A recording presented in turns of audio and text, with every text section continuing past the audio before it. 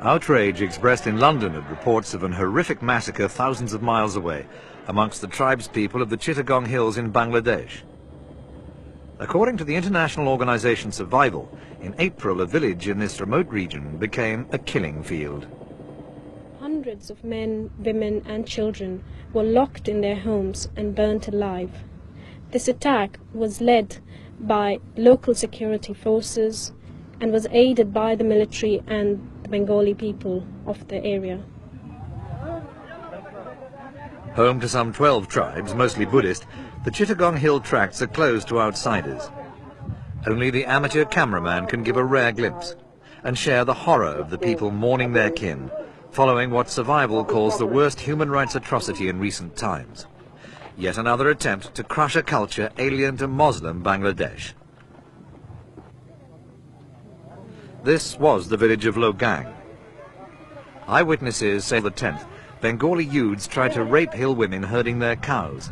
The women fought them off, injuring a youth who later died. It was rumored that rebels had killed him. Revenge was awesome. The attack lasted at least 3 hours. It's claimed that 1,200 died, mostly women, children and old people. This 15-year-old boy, in hiding to save his life, bears witness to the full horror of the event.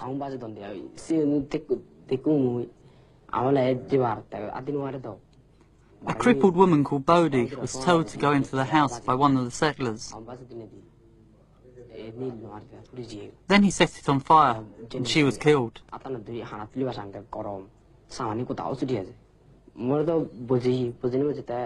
He told me, "Put your head down," and I put it down. Then I saw the shadow of the knife, and I jerked back and ran off. General Mahmoud al-Hassan commands the military forces that effectively govern the Chittagong Hill tracts. This interview with him had to be smuggled out of the country. In it, the general was completely dismissive of claims that more than 1,000 people had died at Logang. 13 dead, 19 wounded and 2 missing. There has been a government cover-up of the whole massacre, and it's a long history of conflict for the past 20 years, and the government has attempted to cover it up. But many witnesses, like this boy, won't let their stories be covered up. The dead bodies were stacked one on top of another in the clubhouse. I myself counted at least 150. Chandra recalled how he'd found the body of his brother and took the corpse to the clubhouse where the rest of the dead had been put.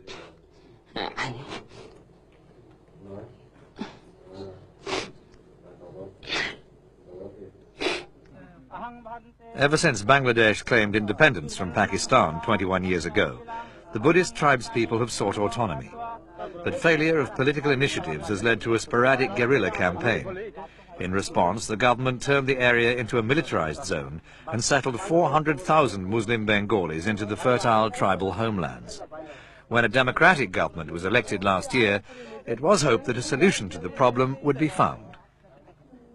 However, Kalpa Ranjan Chakma, Member of Parliament for the Logang area, has visited the scene of the tragedy. A visit that's shattered this optimism. When I visited Logang, that time, these army people started constructing houses, new houses there in the area, in the burning area, burnt area, so that in future nobody could see that, could say that there was some massacre some days back, and there was so much killings in this. But the evidence couldn't be hidden. Since the fateful day, hundreds have fled across the border into refugee camps in neighbouring India. There they've joined 56,000 of their fellow tribespeople who've also sought sanctuary over the past few years. There too, filming is illegal, but this amateur footage shows that there's no hiding the mental and physical scars that these people bear. I had to have an operation to remove the bullet from my side. Bengali Muslims came and started killing people, setting fire to the houses. 3 of us gathered 46 bodies. However, in spite of these people's stories, General Hassan remains obdurate in his defense of the situation. Not a single family crossed the border, because, though the border is only 2.5 miles. So they would be able to cross. So that means that should show that they have some confidence in us. Yeah. This confidence is not shared by Amirul Islam, a Bengali lawyer who represents tribal people at the Supreme Court in the capital, Dhaka. From the cases that I notice, that civilian authority is not allowed to function under the law and the constitution as it ought to be able to function. And that impediment, that element of impediment, I think has to be removed. If we want to solve this problem, right now we have to create some positive environment here in the district, especially the first thing we have to demilitarize the whole area. Because all the people who are living there in Chittagong Hills, they are more or less suppressed by these military people. I feel that there is a tremendous possibility for bringing about a solution to these problems, and they are within our sight, provided the government has a determined political will to solve it. But witnesses to the years of suffering and depression of the tribes people say that a government that doesn't admit the problems exist is hardly likely to solve them.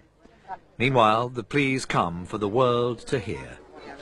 This policy of genocide being carried out by the Bangladeshi government must stop now.